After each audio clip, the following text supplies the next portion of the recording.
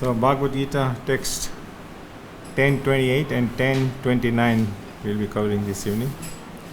So 10:28 I will read first and then 29 you can all repeat. Om Namo Bhagavate Vasudevaya. Om Namo Bhagavate Vasudevaya. Om Namo Bhagavate Vasudevaya.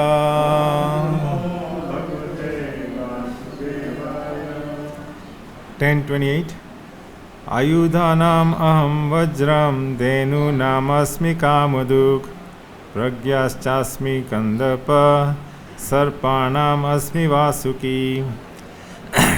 Of weapons I am the thunderbolt, among the cows I am Surabhi, of the causes of procreation I am Kandarpa, the god of love, and of serpents I am Vasuki.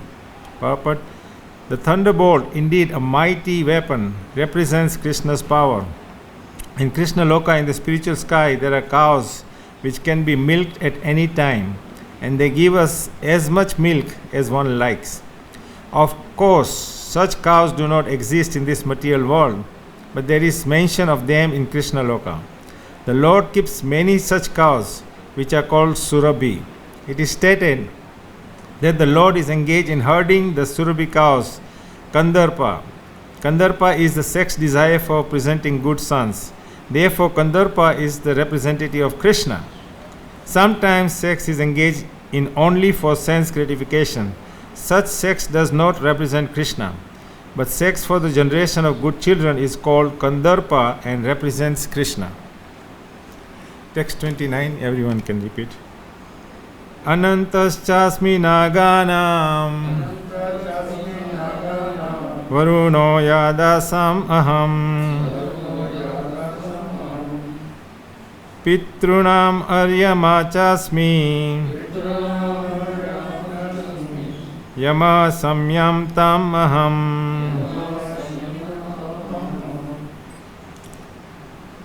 Ananta, Anant, Cha, also, Asmi, I am, Naganam, of the many-hooded serpents, Varuna, the demigod controlling the water,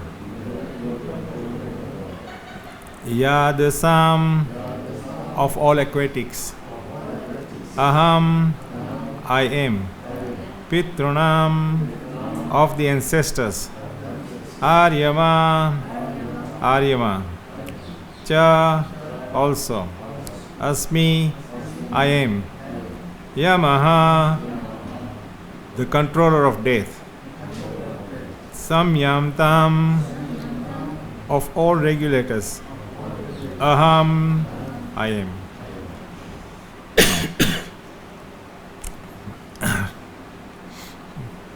Translation and purport by His Divine Grace S.C. Bhaktivedanta Swami Srila Prabhupada Ki Jai. Of the many-hooded Nagas I am Ananta, and amongst aquatics I am the demigod Varuna. Of departed ancestors I am Aryama, and among the dispensers of law I am Yama, the lord of death. Purport: among the many-hooded Naga serpents, Ananta is the greatest, as is the demigod Varuna among the aquatics. They both represent Krishna. There is also a planet of Pitas, ancestors, presided over by Aryama, who represents Krishna. There are many living entities who give punishment to the miscreants, and among them Yama is the chief. Yam is situated in a planet near this earthly planet. After death, those who are very sinful are taken there, and Yam arranges different kinds of punishments for them. Namam Vishnupadaya Krishna Pristaya Bhutale Srimati Bhaktivedanta Swami Iti Namine Namaste Saraswati Deve Gauravani Pracharine Nirvisesa Sunyavadi Prasyata Desatarine Jai Sri Krishna Chaitanya Prabhu Nityananda Sri Advaita Gadadhara Srivasadi Gaura Bhakta Vrinda. Everyone, Hare Krishna, Krishna Krishna, Hare Hare, Hare Rama, Rama Rama, Hare Hare. So everyone can repeat. Of the many hooded Nagas, I am Ananta. And amongst the aquatics, I am the demigod Varuna. Of departed ancestors, I am Aryama. And among the dispensers of law, I am Yama, the Lord of Death.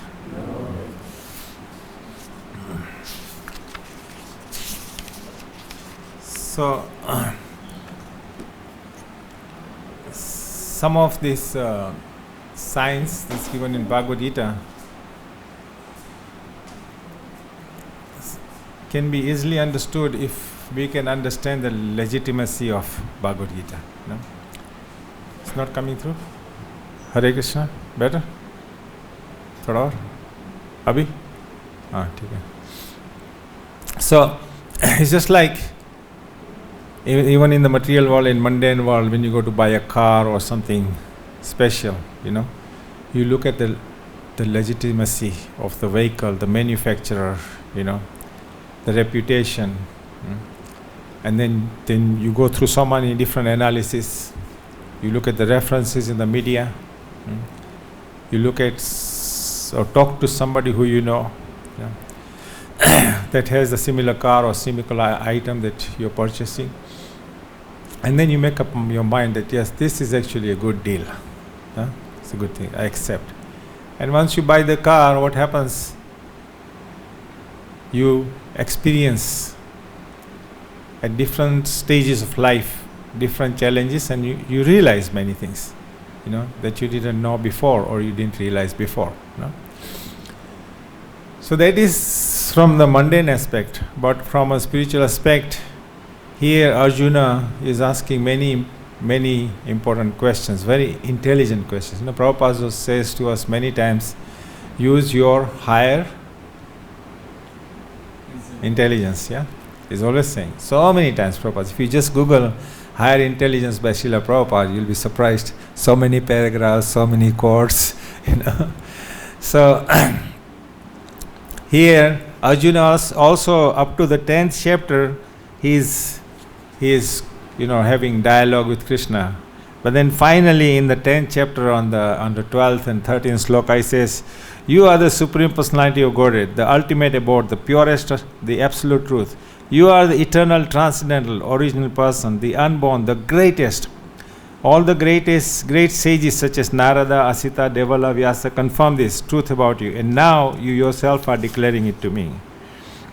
And then Arjuna goes on to say, I totally accept as truth all that you have told me. Indeed, you alone know yourself by your own internal potency.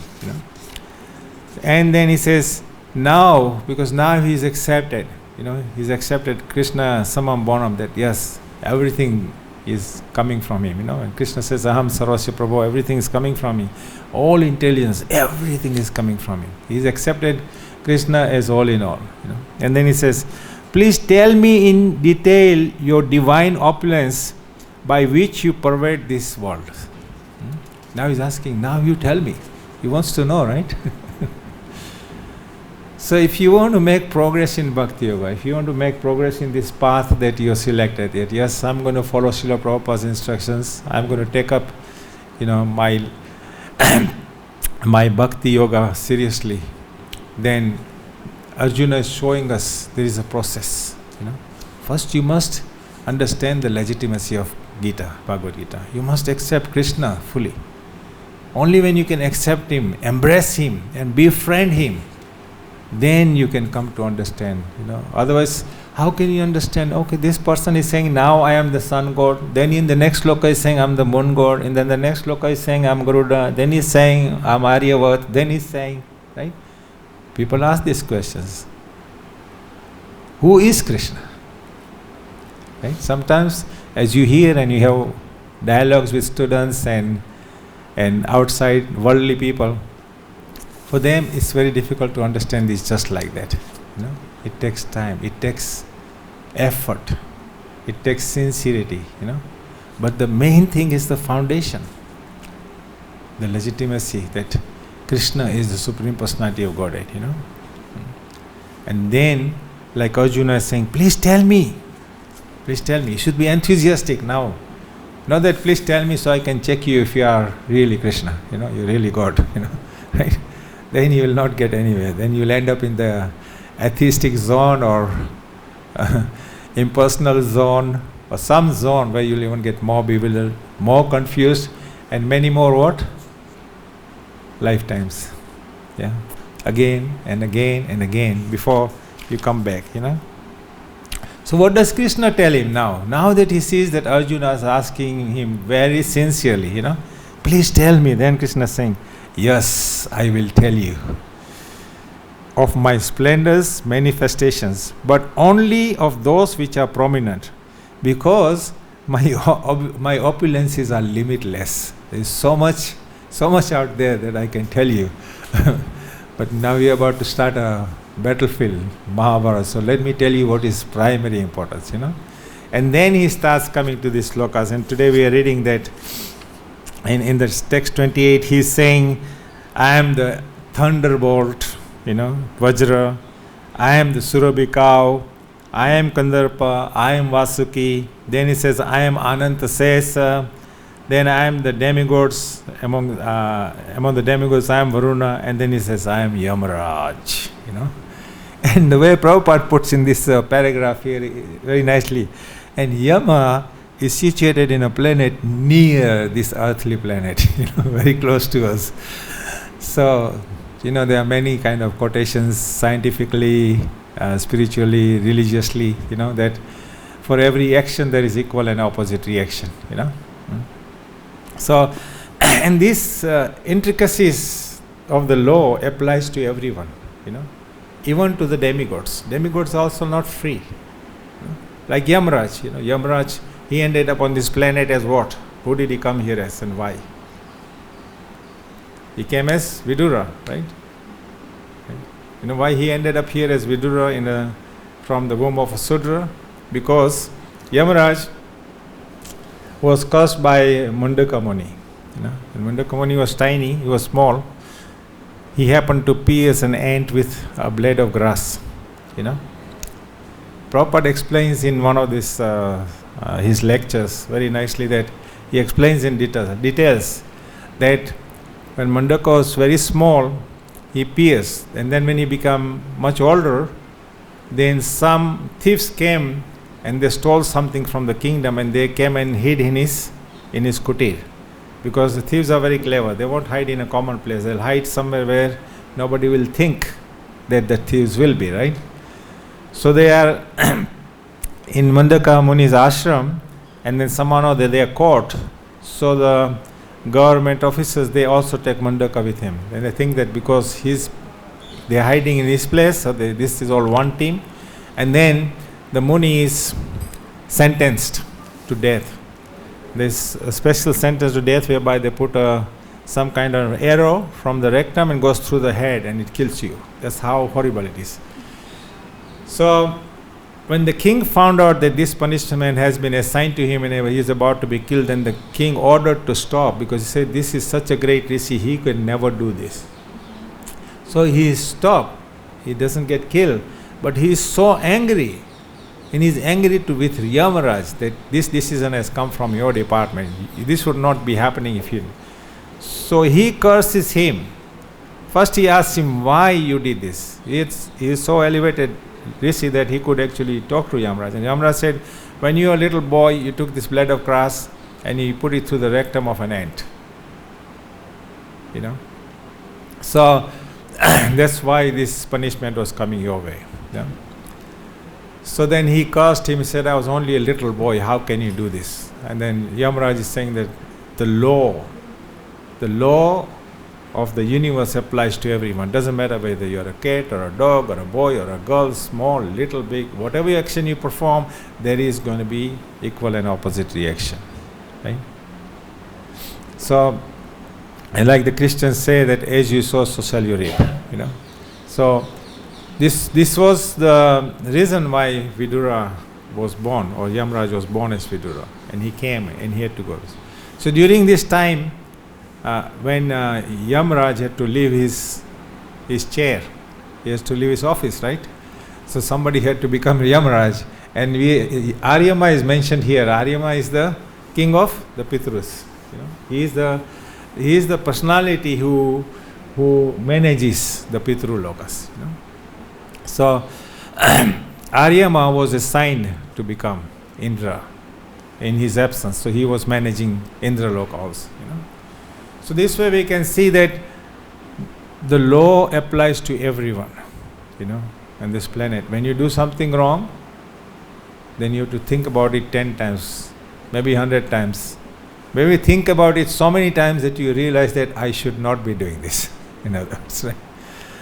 So Aryama was appointed, and Indra had to suffer as Vidura. He had come as Vidura, born in a Sudra family, although he's a part of the royal family, but he's not part of the royal families, like that. However, what other thing that we can learn from Vidura's pastime is Vidura was trained.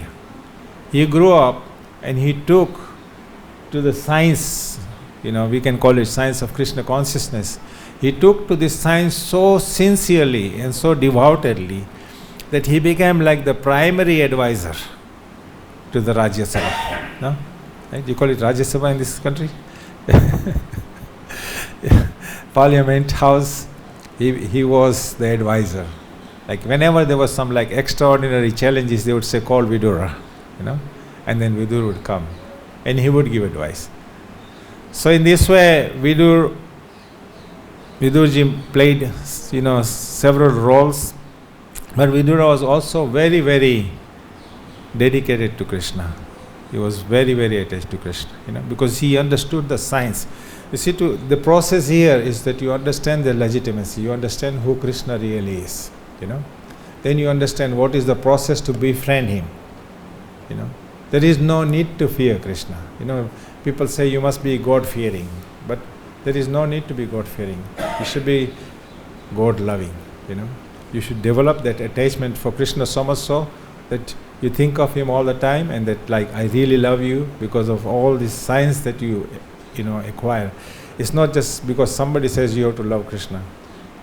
Go through Bhagavad Gita, go through Krishna's pastimes, go to Krishna's Leelas, and then you'll see that there is so many, reasons that gives you enlightenment. It's very good and very important to be enlightened properly and educated properly, So this way Aryama plays his role in the Pitruloka. Pitruloka is a planet higher than Yamalokas, but is below the Brahmalokas, So there the Pitrus are the living entities who are on the way to the higher planetary systems. For some reason or another, they are stopped. They're stopping there, So Aryama's role is to make sure that the Pitrus are taken care of, and they are nurtured in such a way that they can keep moving forward. It's just like Prabhupada took the role. He took anyone and everyone. He understood Chaitanya Mahaprabhu's philosophy, that this philosophy applies to everyone, even to dogs, even to animals. He showed by example, by going to Jharkhand forest, that yes, anyone and everyone is eligible, to get the mercy of Lord Chaitanya or to get the mercy of Lord Krishna. So in this way, Aryama's responsibility is there to see that people who are in Pitrulokas, they get nurtured, cultivated, and then they keep moving forward, And it's even said that when a wedding ceremony takes place, why the Vedic rituals are very important, and the proper mantras to be chanted are very important also in the Vedic ceremony, especially the wedding ceremony, because during the ceremony Kanyadan takes place, who's watching us? Aryama is watching us, because when a girl is given in marriage to the boy's side, it's called Kanyadan, right? During the Kanyadan, when the Kanyadan is done properly, with proper offerings, proper coconut, proper water, proper mantras, then all the ancestors, all the Pitrus who are in Pitruloka, they get elevated. Now they can go beyond the Pitrulokas. So such is the power of this science. This is very, very powerful science here. So we understand, from this how Krishna is saying that I am Aryama, I am Surabhi cow. For example, if you take Surabhi cow, Srila Prabhupada gives so much importance to the cow. It reminds me of one realistic gathering of saintly people, and one saint was asked to give glorification of milk. How important milk is, right? We all drink milk, right? So he glorified the qualities of milk very nicely. And then when he stopped, somebody asked him that, you glorified the milk so nicely, but you never said anything about mother cow, right? Where the milk comes from. And so the saint's reply was that, you asked about milk. The milk that comes from the cow is not milk, it's called Amrit. If you had asked me for Amrit, I would have told you so much more. And he said, cow is not a pasu. Generally is classified by mundane people as an animal.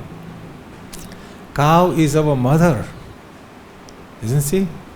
Right? So if you ask me to talk about mother cow, and you ask me to talk about the Amrit that comes from there, I will tell you so much more. Because this is what is, coming from our culture, from our scriptures. So I was asked to speak about certain things, so I did. I could have spoken more. But now, purposefully, I was waiting for this question to come. So could I highlight? And because that question was asked, and because he highlighted it that way, all the assembled, personalities could understand that, wow, this is such a powerful thing, It is Amrit, right? It's nurturing us. Cow's milk is considered to be very powerful. We say that when you take cow's milk, your brain becomes so much more powerful, But if you take buffalo milk, then your brain becomes like a buffalo, you become like a donkey, right? And the other milks are not even spoken about in the scriptures. Now they manufacture milk from soya beans and this beans and that beans. They put some potato powder and something else in it, and then they say, pouch of milk, Suddha milk. So how we are being cheated in the material. But in Golok Dham, there is Surabhi cow. Surabhi cow, she gives unlimited milk. It is said that Prabhupada explains in one of these, actually I should read it. Prabhupada explains how Surabhi cow gives unlimited milk, And there's not only one Surabhi cow, there's so many Surabhi cows. So all the denizens of Golok Vrindavan, anytime they want milk, they can immediately go and get the milk from the cow, like that. So, and the importance Srila Prabhupada gives to Surabhi cow, he said, although in Kali Yuga we do not see a Surabhi cow on this planet, we're not in a position where we can see or where there is a Surabhi cow on this planet.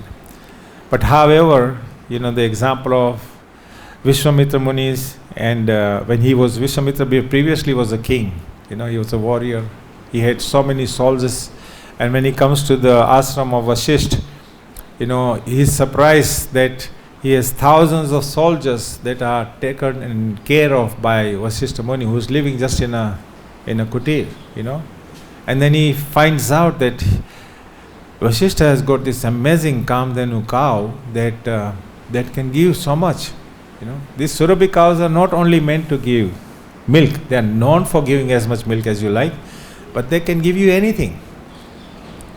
Manokalpana, anything that your mind says that I want million rasagullas and give you rasagullas, So Vishwamitra by force wanted to take the cow. And Vasishtha was obviously not happy. And then the cow generated soldiers. And Vishwamitra's entire army was destroyed. Not a single soldier was left. Vishwamitra was completely devastated, And then he gives up his royalty. That what is the point of being a king, right? What's the point of me being a king if I can't even defeat one sage through my army? Comes to a realization. Realization comes through the science, Realization sometimes comes through practical experience, and sometimes Prabhupada says those who are first class intelligent people, they will simply hear something and they will have the intelligence to understand, accept, implement it, utilize in their life. Right? So this way Vishwamitra tried very hard, and then finally he took and he became, a sadhu. But even then, it took him a long time to get to the level where he should be, because even as a sadhu, there was something in his mind. I want to be better than Vasishthaji. I want to be better than the sadhu in every way, So that enmity in a way was implanted in him because it was hurting him so much, And the reason why it was hurting him so much is because he was not able to take it like Vidura. Vidur, when he went to education and he acquired the knowledge, he was able to understand everything, embrace everything. And although he knew that I was Yamraj and I have come here because I was cursed, he did not take that as a grudge. Devotees, they take a challenge, as a blessings from Krishna. Whenever the challenge comes to us, we should think that, right, what is it that Krishna wants from me this time? What is the higher realization that I can get, Right? And if we actually have that faith, if we have understood Krishna, then the Shraddha factor comes into action whenever there is a challenge. So when the Shraddha factor comes into action, then what happens is we become completely dependent on Krishna, like Draupadi, She came to the stage where she had no choice but to call upon Krishna, right? And she called upon Krishna and immediately he helped, Same thing when Arjuna was fighting on the battlefield, Krishna came to his rescue so many times, So because he had that faith, he had understood, he had listened to Bhagavad Gita, and now you please tell me. Tell me about you, who are you? He's asking Krishna who are you really? So we have to develop that same mode to understand Krishna. Then we will understand when Krishna says, I am Ananta, I am Varuna, I am, then we can understand that actually he's saying Aham Sarvasya Prabhavo, right? Everything is coming from him. Everyone is emanating from him. So he's kind of a Chinta Veda Veda Tattva, one and different simultaneously.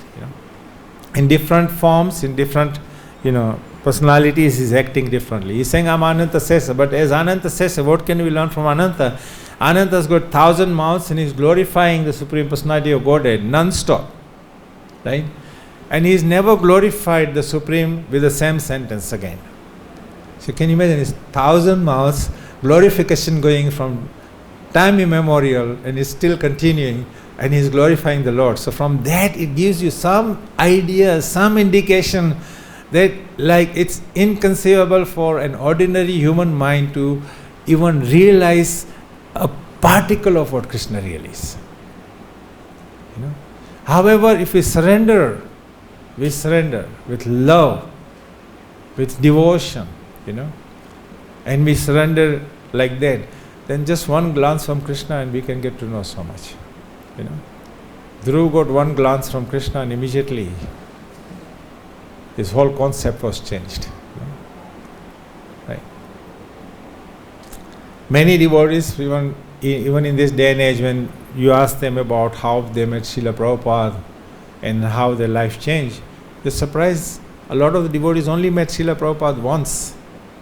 And they said, Prabhupada, this one particular devotee I knew personally, Madan Gopal Prabhu in Washington, he said the first time he met Srila Prabhupada, Prabhupada was on the Vyasasan in Washington DC, and before that he was 19-year-old young boy, African American. He was on the streets and somebody gave him a book, So he took that book and he started reading. He read one page and he immediately had this instinct that I want to meet this personality. Who is this personality? It's like really touched him. So he luckily looked at the book and there was an address. So he's in Washington DC. Our temple in Washington is like 20 kilometers from there. And those days there was no GPS or anything. 19-year-old boy somehow or other got to the temple. When he comes to the temple, look at his good luck or his spiritual luck. Srila Prabhupada has just arrived and Srila Prabhupada is on the Vyasasan. The devotees are offering Guru Puja. So he said, I came in and I saw shoes were taken off. So I took my shoes off. I said, this must be the ritual. So I took my shoes off. I went into the temple room and I saw a queue of people, and then suddenly I saw Srila Prabhupada sitting on the dais. And what's happening? Everyone is going to Prabhupada, and they're taking a flower from the basket and they're offering. And then he said, I was trying to figure out what is going on, And then they're going flat on the floor. So he said, also, I decided I'll join the queue also. So he joined the queue, and after 40-50 devotees, his turn came. So when he went there, he also took a flower, he offered flower, he fell flat on the floor. He said, I didn't know what I was doing, I just was repeating everything that I saw. And then I got up and I put my hand, because the devotees had given Srila Prabhupada several baskets of Simply Wonderful, And he said, Prabhupada took one Simply Wonderful and put it in my hand, and as my hand was like this, he said, he looked at me and I looked at him, and as the Simply Wonderful fell onto my hands and we were looking at each other's eyes, he said, I felt complete transformation in my body. He said, I just felt complete change in my body. He said, I became a totally different person. I hadn't heard anything, the kirtans and seeing what the devotees are doing, So this is the power of a pure devotee. And Srila Prabhupada met so many people, just one glance, 2 minutes, he changed people's whole, life. So from this we can understand that devotees are very powerful by nature. What you can get from devotees, that's why we say sadhu sangha, the importance of the association of devotees is that we do exchange, kathayantascha mam nityam tushyanti cha ramanti cha, you exchange our experiences of Krishna consciousness, and from those exchanges we get realizations, By listening to Bhagavatam class, we get realization. By listening to Prabhupada's lectures, you get realizations, By reading his books, you get realizations, So this way we can understand, we are very fortunate to be part of this moment, in Prabhupada's moment here. Here is a moment, that was started by Lord Chaitanya. By his mercy, Rupa Goswami, Sanatan Goswami, Jiva Goswami, so many Goswamis ended up in Vrindavan. 500 years ago, Vrindavan was not there anymore. In other words, it was hidden, it was vanished, But somehow or another, by the instructions of Lord Chaitanya, these great sages came, and they re-established the Dham. We are so lucky, we know where Vrindavan is, where Govardhan is, where... Just imagine if you came out here as a stranger and you had no idea where is what, and you were asked to re-establish, go find Govardhan, Go find Nandgaon, go find Barsana, go find Pilipokar, What would you be doing? But remember, Sanatan, Rupa Goswami, they were empowered by Chaitanya Mahaprabhu, They were empowered. That doesn't mean that only they have the empowerment. Anyone who follows in the footsteps will be empowered. You will be surprised that as you surrender and you give yourself to Krishna and you give yourself to Prabhupada and his movement, how your life will change. No doubt challenges will come. Prabhupada says padam padam vipadam. Many challenges will come. But those challenges are there specifically designed for each one of us so that we can make advancement. If there is no challenges, then we'll become relaxed and think everything is so nice, right? So we have to take these teachings very seriously. We have to take this science very seriously. But the most important thing is legitimacy, that we develop this foundation in Krishna consciousness in such a way that no matter what comes, you will always plow on. Like Srila Prabhupada, he didn't have an easy ride, He started at a very elderly age. He didn't have an easy ride. He had to really struggle. He showed by example that tapasya is an essential part of making advancement in spiritual life. And through example, he showed that as he performed tapasya, how many wonderful things happen. So many wonderful things happen. And the devotees who came personally in touch with him, they also experienced wonderful things. So that is by example we can see Sanatan, Rupa Goswami, they came and they found so many wonderful things, wonderful places, and they were able to establish Dham. They were given several responsibilities. Go relocate everything.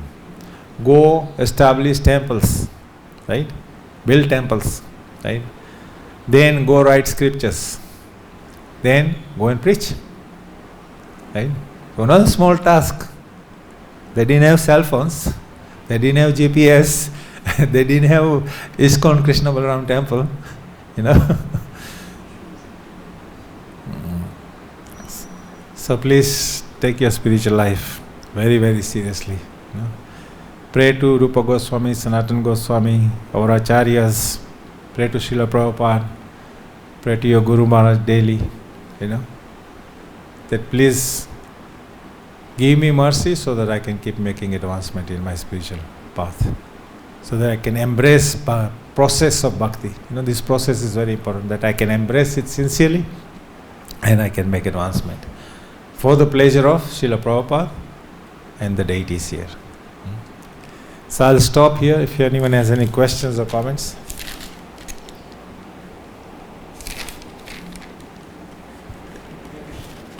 Haribol Prabhu. So, thank you very much. Very nice class. So, probably there are 24 kinds of hellish planets. So, how, anyway, I can say for myself, how I can take it for real. I feel that I will escape, or I feel it is like little bit story. It is to make us fear. I will not. No, I hope you got it. So how I can take it as so real? Because I did some punishment, something wrong, but I have to suffer for millions of years. Say Kundipaka, also for Vaishnava Prana there is Kundipaka as long as sun and moon exist. So, but then. Well, that's why I mentioned earlier that the law is so intricate, and nobody is spared unless nobody is spared, right? Nobody is forgiven unless you take the mercy of Lord Chaitanya, right? When you take the mercy of Lord Chaitanya, you have a proper spiritual foundation, and then you accept what Krishna is saying. Then ultimately you understand Sarva Dharmam Parityaja Mam Ekam Saranam Vraja Aham Tvam Sarva Papeyo Mokshishyami Ma Suchaha. So if you accept Krishna fully, then Krishna takes care of everything. Then you don't have to worry about 24 hellish planets, you know. Otherwise, if you want to experience hellish planets, then you do a lot of sinful activities, go to these planets, and you know you may never come back and never have this chance again, you know. So the higher intelligence, the first class intelligence, is whereby one actually listens to the great personalities, listens to Arjuna and Krishna's dialogue, and then it takes the process. The actual process of bhakti we have to take very seriously. We can't be lethargic about it. We can't be easygoing about it. Actual process of bhakti? Bhakti yoga. Yeah. Right? Becoming a devotee. Bhakti yoga is what? Becoming a devotee, a pure devotee of the Lord. You know. So you develop the mode of Lord Chaitanya. Look, Lord Chaitanya's mood is like this. Look, prema dhana vina vyartha daridra jivana. Dasa kori vetana more deho prema dhana. This is Lord Chaitanya in Chaitanya Charitamrita. He says, without the treasure of prem, my life is poverty stricken. Please make me your servant and give me the wealth of prema as my salary. No? So, it's love. Krishna is anchoring for us to develop our love for him. His love for us is already existing. No? His love is already there for us. But because of our bodily conditions and because of our many lifetimes of karma, we are here, we are suffering, you know. And it's like Rupa Goswami also, as he's writing his scriptures, one of the slokas, he says, Prapadya Vrindavana Madhyam Eka Kroshan Asav Utalika Kulatma Udghatayami Jvalata Kathoram Vaspasya Maduram Ridi Maduritasya. Translated as, O merciful Radharani, O merciful Krishna, I have taken shelter of Vrindavan and I am crying this anxiously. So if you have taken shelter of Vrindavan, then Rupa Goswami is giving us indication what our mood should be. That I am crying there anxiously. Now I will open my heart and show you the burning marks my tears of misery have made there. You can both see how much the heart of your rupa is burning. In others, there should be like lolium. There should be a little greed within us that like really want to make progress in my path to Krishna consciousness, on this path of bhakti yoga, on this path whereby I can get the mercy of Krishna. We really have to endeavor sincerely. The chances are that as you read Bhagavatam and you pick up different sections, whether it's Canto 5 where you go through all the hellish planets and suffering, and then you become so absorbed in it, and then you live in so much fear. What happens if this happens to me? What happens if that happens to me? I did this mischief and I did that mischief, so I'm going to have to suffer. Certainly, if you don't take shelter of the Guru and Parampara, you will have to suffer. But if you take the shelter and you understand Bhagavad Gita properly, and you follow the principles given to us and the instructions given to us by Lord Krishna in Bhagavad Gita, then you will be freed. Ek jhatke mein, in one, Prabhupada says 1 minute, everything can be, all your karmas can be wiped out. Just surrender. You have a choice. You can remain a mudha, remain like a fool, or surrender. Endeavor sincerely. Even if you are not perfect in your endeavors, you surrender. And then Krishna will protect us. Krishna will give you, the Chatush Shloka of Bhagavad Gita is explaining that very nicely. Any other questions? Yes, Prabhu.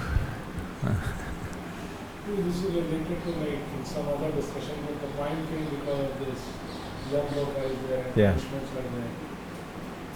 Devotees were discussing why Jiva is forgetful about his past karmas. This is the point was that if you could remember, Jiva will remember his past bad karma, whatever, because of that he got this body. Yes. So maybe he will end up much better.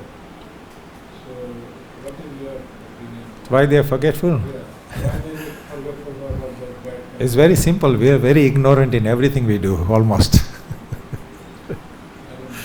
Ignorance is a primary factor in our failures in life. No. Yeah, so